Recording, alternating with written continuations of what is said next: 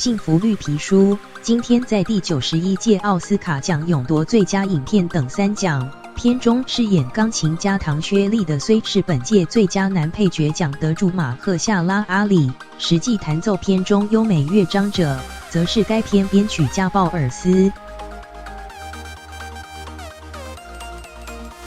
幸福绿皮书 Green Book 今天另获最佳原著剧本奖肯定。本片描述1960年代钢琴家唐薛利 Don Shirley 雇用白人司机兼保镖，到当时种族歧视人生的美国南方巡回演出的真实故事。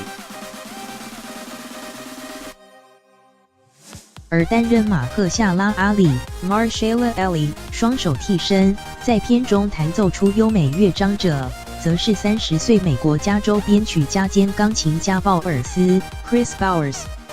多媒体新闻好莱坞报道 Hollywood Reporter 指出，鲍尔斯在父母用心栽培下，音乐造诣卓越，进入茱莉亚学院 Juilliard School 深造时，打败其他转学生、大学生或硕士班生，成为当年校方招收的唯一钢琴演奏者。他除了曾前往白宫在奥巴马总统面前演出，也跟肯伊·威斯特、Kanye West、杰斯、Jay-Z 等艺人合作过。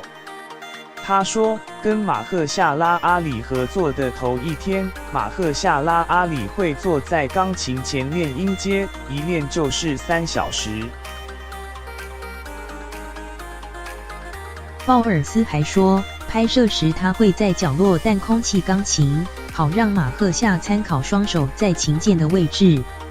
鲍尔斯表示，最困难的部分是他没有乐谱，他必须用双耳去听唐薛利的演奏并进行抄写，并在3个星期内学会并练会所有音乐，有时一天要练上8、9个小时。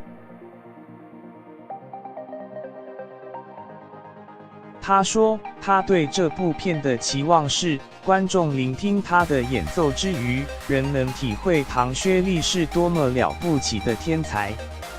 鲍尔斯告诉好莱坞报道，虽然时代不同，他很能体会唐薛利的煎熬，尤其能体会片中唐薛利感叹他外表太黑不能当白人，行为却太白不能当黑人的尴尬。鲍尔斯表示，他长大过程常常被人喊是外黑内白的 Oreo 饼干，两边不是人，因此常常独来独往。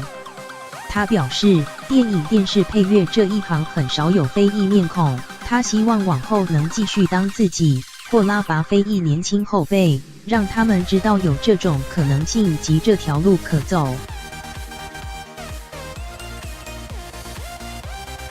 中央社